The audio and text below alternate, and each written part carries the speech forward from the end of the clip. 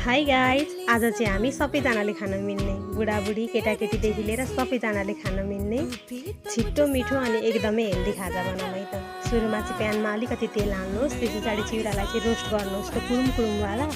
अनि हजुरहरूलाई चाहिँ कतिवटा अन्डा हाल्ने हो त्यही अनुसार अन्डा फुटाउनुहोस्। मैले चाहिँ 3टा अन्डा लिएको थिएँ। अनि त्यसमा चाहिँ प्याज र खोर्सानी हालेर मजाले मिक्स गर्नु, अलिकति नुन पनि राखेर अनि यसरी मिक्स गर्नु होला।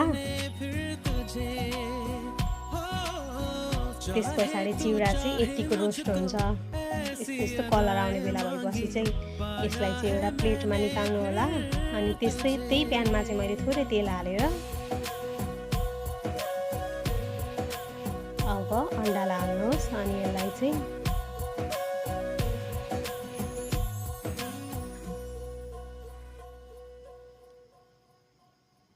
अब यसलाई चाहिँ मजाले त भुजिया स्टाइलमा क्या मसिनो पारेर यसरी नै के भन्नु पिस पिस जस्तो बनाउनुहोस्।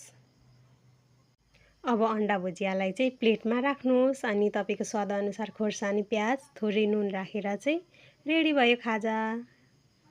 Thank you so much.